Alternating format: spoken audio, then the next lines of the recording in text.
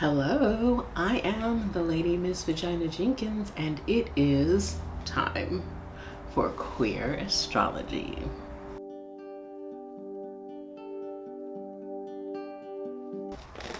So this is going to be a story time kind of video. I want to talk about profection years, specifically 4th, 8th, and 12th house profection years. Don't be afraid. Don't be afraid. I promise it's okay. It's okay.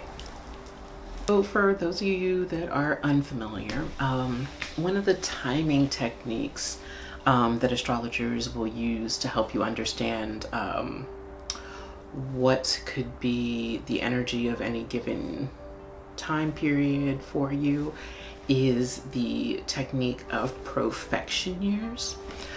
It's a Hellenistic or traditional astrology technique, and the theory goes that basically each year of your life is devoted to the issues and themes of one of the 12 houses, and that it would continue to cycle, right? So that when you were born, you would be in a first house year, and so those themes would be relevant.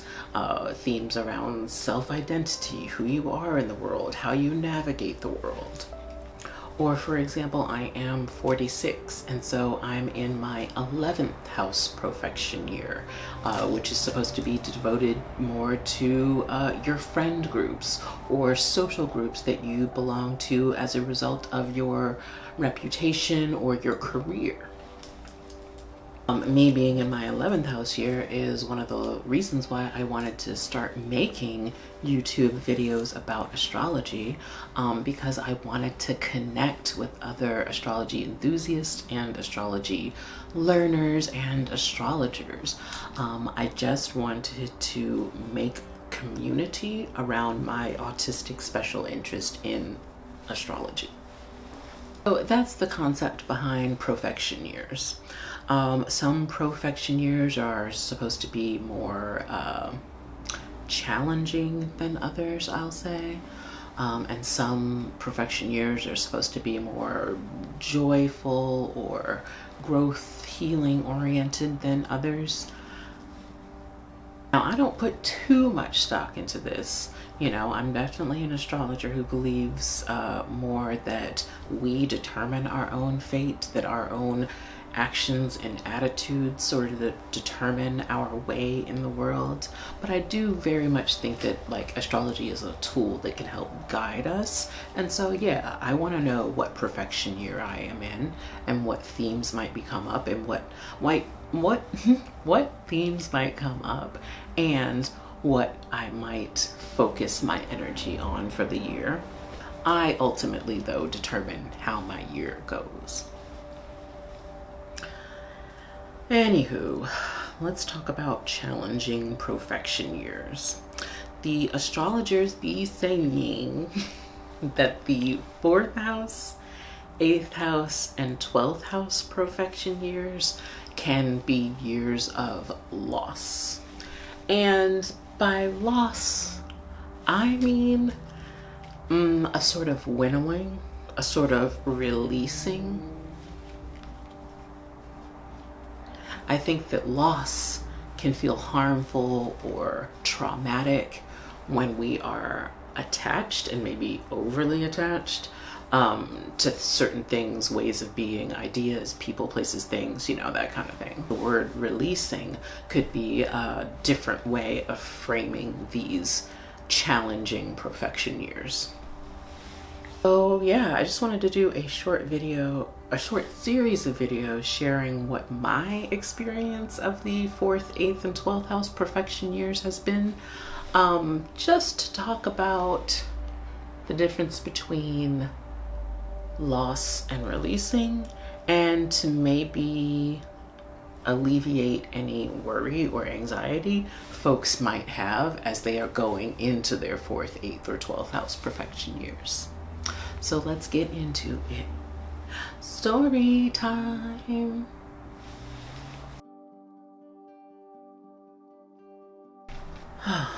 So we know that all of the houses build on each other, right? The thing about the 4th, 8th, and 12th house profection years is that, like, if you are losing or releasing, you might lose or release things related to the themes of that house, 4th house themes, 8th house themes, 12th house themes, or you might lose or release things related to the previous houses before that. So for example, in a 4th house year, you might release some things associated with the 1st house, your identity, your 2nd house, the way that you earn money and your values, the 3rd house, your communication style, your siblings, that kind of thing, right? So this is the story of my 8th house year and what that looked like. In terms of the 4th, 8th, and 12th house years being years of loss or releasing, if we were to reframe it, the 8th house is supposed to be the scariest, or at least as viewed as the most intense by so many astrologers and astrology enthusiasts. Why? Because the 8th house is literally associated with death. But again, death can be a releasing, it can be a space to make new beginnings, right? The 8th house is also associated with a lot of other taboo things that we don't like to discuss, like other people's money, sex and sexuality, kink, drugs, or addiction can be 8th house themes as well. So yeah, it's a scary place, and so an 8th house year is supposed to be a particularly intense profection year. In my 8th house year, or at least in my most recent 8th house year, because, you know, I'm 46 years old, these things go in 12-year cycles, so I've had a number of 8th house years, but my most recent 8th house year was in 2020. I'm laughing because you know what that means. Yeah, my birthday was March 3rd, and 5 days later, on March 8th, is the first time that I heard of COVID. It was the first time that I had to cancel an event because of COVID. It was the first time that I heard someone, the event organizer, I heard someone diminish what COVID was and say something along the lines of, oh, people are just overreacting, you know? And I mention all of those things because it feels like that was the theme of my 8th house year. In terms of death, literally surrounded by a community, a state, a country, a world in which people were dying left and right from COVID. And the fear of death very much loomed huge in my mind. Remember that this is March of 2020. This is before we even understand exactly how it's transmitted. This is before we even understand, excuse me, how to protect ourselves. This is before we even understand or have created any vaccines about it, right? So the threat of death is very much like looming. Yeah, definitely heavy 8th house themes in terms of like death looming and feeling as if it was so much more closer than it had ever felt before, if that made any sense. Death felt real, or the threat of death felt real in a daily sort of way. 8th house themes, you know, being highlighted. But then, you know, like I said, all of the houses build on each other. So there was also loss in 7th, 6th, and 5th house themes. In terms of 5th house themes, my identity was very much centered on working at the nonprofit and being a performing artist. And the 5th house happens to deal with or one of the things that it can deal with is our creative self-expression. And so 2020 felt like a year in which I lost that avenue of creative self-expression. The 6th house deals with our health and also our daily routines. My daily routine absolutely changed in that I quit my job. I chose to quit my job.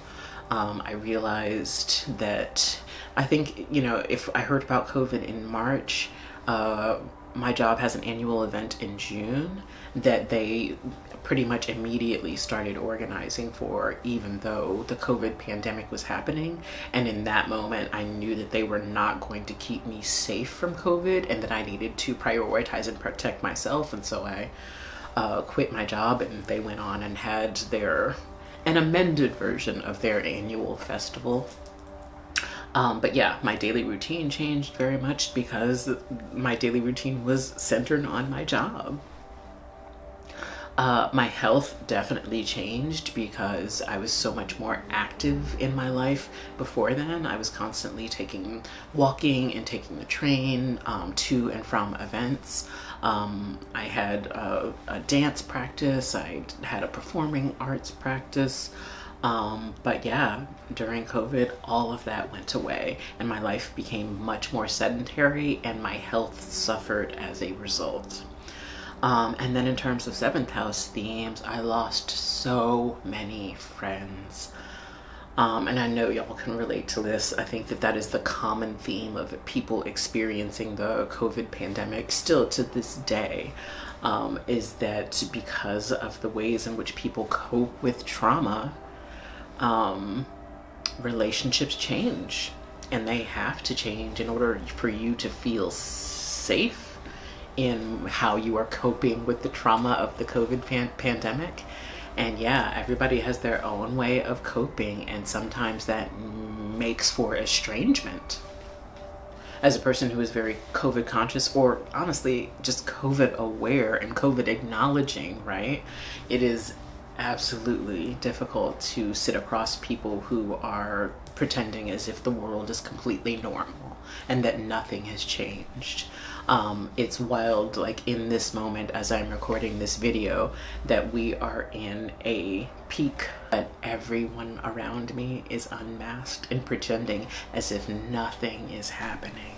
How do you be in intimate relationship with a person who can't acknowledge your reality? On both sides, people that are pretending that everything is normal and that's their reality. How can you sit next to someone who is masked, who is asking you if you've tested, who is asking about your vaccination status and how you're protecting the people around you? These realities don't jive. And so how can relationships and intimate and authentic connections happen? So yes, that was my 8th house experience. That was my experience of loss.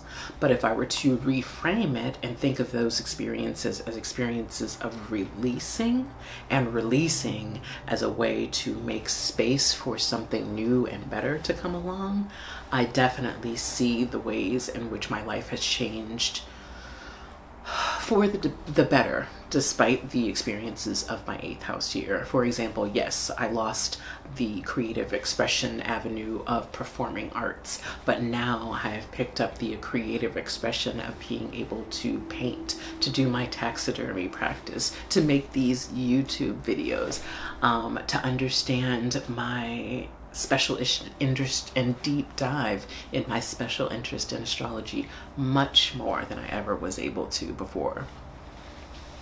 My daily routine now is so much more centered on me and prioritizing me. I was able to acknowledge my autism. I was able to center my life around the nervous system regulation required for me to navigate the world as an autistic person successfully. So in that way, like 6th house themes of like daily routine and health have actually been improved. I just wish I could get back to being more physically active between you and me. And then yeah, my relationships now are much more fewer, less in quantity, but much greater in quality. I feel like I am able to show up to my relationships much more authentically and with much clearer boundaries and expectations. The folks that I'm in community with now, even though it's a smaller group, it feels like a much deeper and broader level of support than I have ever experienced in my life. Yeah, that is my experience of my 8th house year, which is supposed to be the scariest profection year of all. Yes, there was loss, but also there was releasing, and also there was stepping into something bigger, something better, because I had made space by releasing. Right, that is the video. That is what I have to share. And as always, thank you for watching, and thank you for making time for queer astrology.